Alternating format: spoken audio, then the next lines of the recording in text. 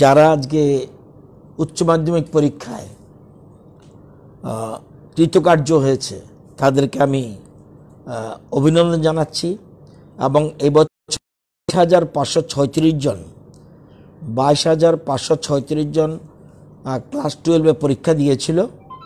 এর মধ্যে এবার পাশ করেছে 80.80% এবং এটা এর আগে এত সংখ্যক পরীক্ষার্থী একসাথে এত বেশি সংখ্যক পাশ করেনি।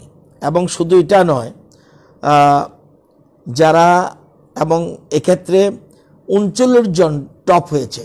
17 জন হলো সায়েন্সে, আর্টসে 11 জন এবং কমার্সে 11 জন।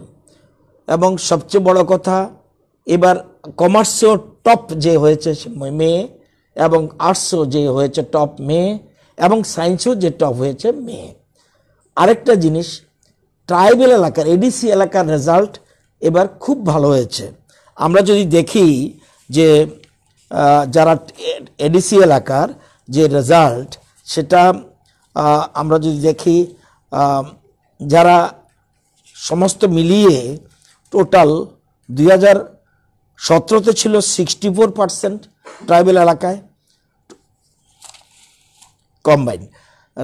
এক মিনিট, যদি দেখি এডিসি এলাকায় 2017-তে 64.24% পাস করেছিল, 18-তে 66 পয়েন্ট, 19-এ গতবার 67.66%, এবার এডিসি এলাকা 70.68%। এটা একটা এডিসি এলাকায় অসম্ভব ভালো রেজাল্ট হয়েছে। এবং মেয়েরা এবার অন্যান্য ছেলেদের তুলনায় মেয়েরা একটু ভালো রেজাল্ট করেছে। কারণ আমি যদি পাশের হার দেখি, যেখানে মেয়েরা 83.53% মেয়েরা পাস করেছে আর ছেলেদের ক্ষেত্রে 78.13% পাস করেছে। আরেকটা ভালো দিক এটা যে এবছর মাত্র একটা স্কুল মাত্র 100% ফেল করেছে, মানে 2 জন পরীক্ষা দিয়েছিল, একজনও পাস করতে পারেনি। এটা গতবার ছিল এটা 2টা স্কুল, এবার একটা মাত্র স্কুল। এবং আমরা যদি দেখি যে বিশেষ করে 100% সাকসেস স্কুল 2017-তে ছিল 14টা, 2018-তে ছিল 17টা, 2019-এ ছিল 21টা এবং এবছর হলো 27টা স্কুলে 100% পাস। এবং যারা টপার হয়েছে যে 39 জন, এর মধ্যে সায়েন্সে 17 জন, আর্টসে 11 জন এবং কমার্সে 11 জন। এবং সবচেয়ে বেশি পার্সেন্টেজে ভালো রেজাল্ট করেছে সারা রাজ্যের মধ্যে সিপাহীজলা নাম্বার 1, তারা বেশি পার্সেন্টে পাস করেছে। Second position south Tripura. আবার যারা টপার হয়েছে এদের মধ্যে আবার 39 জনের মধ্যে ওয়েস্টে 22 জন টপার হয়েছে এবং সাউথে 6 জন টপার হয়েছে, সিপাহীজলা 4 জন টপার হয়েছে, উত্তরে নর্থ ত্রিপুরা 3 জন টপার হয়েছে, গোমতীতে 2 জন টপার হয়েছে, উনকোটিতে 1 জন টপার হয়েছে এবং খোয়াইতে 1 জন টপার হয়েছে। তো এটা খুব ভালো সাইড। এবং ছড়িয়ে ছিটিয়ে শুধুমাত্র নাম করা স্কুল থাকলে হবে না, ছেলেমেয়েরা যদি মানে প্রস্তুতি নেয় তাহলে এটা একটা ভালো রেজাল্ট এবারের। এবং আমরা সবসময় একদম এই যে সেন্ট্রালাইজ কোশ্চেন এগুলির একটা এফেক্ট এটাতে হয়েছে। সুতরাং যারা পাস করেছে তাদেরকে অভিনন্দন জানাই, যারা আনসাকসেস হয়েছে তাদেরকেও আমি অভিনন্দন জানাবো, এই কারণে আগামী দিনে যেন তারা তৈরি হতে পারে।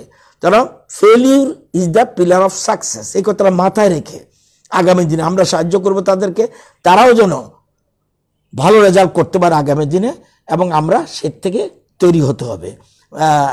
তো এই যে জিনিসগুলি এটা ভেরি গুড সাইন। এবং লকডাউনের কারণে এবার আমি প্রত্যেকের যারা টপার হয়েছে তাদের বাড়িতে যেতে পারিনি, ফোনে আমি তাদের সাথে কথা বলছি, তাদেরকে অভিনন্দন জানাচ্ছি।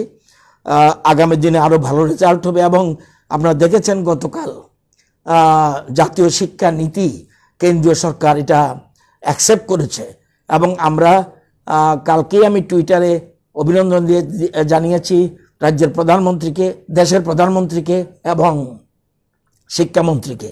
এবং এটা একটা নতুন মাইলস্টোন। এবং এবার যে শিক্ষানীতিরা হচ্ছে এটা হলো টোটাল খোল নলচে পাল্টে দিচ্ছে। অর্থাৎ মুখস্থের দিন শেষ, মুখস্থ করে পরীক্ষা পাশ করা এই দিন শেষ। এখন হবে বাস্তবে আমি যে পরীক্ষাটা, অর্থাৎ আমি যে পাশ করব, আমি নিজে যেন যে রেজাল্ট নেব সেই রেজাল্টে যেন আমি নিজেকে স্বাবলম্বী করতে পারি, এরকম হাতে কলমে তৈরি করছে। ভোকেশনাল কোর্সের দিকে বেশি গুরুত্ব দিচ্ছে, তথ্য প্রযুক্তির ক্ষেত্রে গুরুত্ব দিচ্ছে, এবং সিলেবাস অনেকটা কমে যাবে, এবং সব কিছুকে মানে এত সুন্দর করে দিয়ে, এবং সবচেয়ে বড় যেটা, শিক্ষা ক্ষেত্রে কেন্দ্রীয় সরকার সিদ্ধান্ত নিয়েছে 6% জিডিপির 6% শিক্ষাক্ষেত্রে ব্যয় হবে। অর্থাৎ প্রচুর টাকা শিক্ষাক্ষেত্রে গুরুত্ব দিচ্ছে। অর্থাৎ মানুষকে যেন নিজের পায়ে দাঁড়াতে পারে, স্বাবলম্বী হতে পারে, সেই শিক্ষা নীতি গ্রহণ করেছে। এবং আমরা সাধুবাদ জানাই, আমরা রাজ্য সরকার থেকে অভিনন্দন জানাই যে আগামী দিনে আমাদের রাজ্যের ছেলেমেয়েরাও যেন এই যে যা যা শিক্ষা নীতি নিয়েছে নতুন করে, এর মধ্যে 30% আমরা কিন্তু আগেই রাজ্য সরকার আমরা এটাকে ইমপ্লিমেন্ট করেছি। যেমন নেইবারহুড ক্লাস, নেইবারহুড স্কুলগুলো এক জায়গায় আসা, এবং প্রযুক্ত ভোকেশনাল কোর্স এটা আমরা দিয়েছি, তথ্য প্রযুক্তি আমরা দিয়েছি, এই জিনিসগুলো আমরা করেছি। তো এবার রেজাল্ট আমি ব্যক্তিগতভাবে খুশি। আমরা মনে করি আগামী দিনে যারা ভালো রেজাল্ট করেছে এদের আগামী প্রজন্ম যেন রাজ্যের উন্নয়নে তাদের যে কৃতিত্ব, তারা যে এক্সপার্ট ভালো স্টুডেন্ট, তারা যেন রাজ্যের উন্নয়নের ক্ষেত্রে তারা একটা অংশীদার হতে পারে আমি আশা করব, এবং প্রকৃত মানুষ হওয়ার জন্য আহ্বান রাখবো।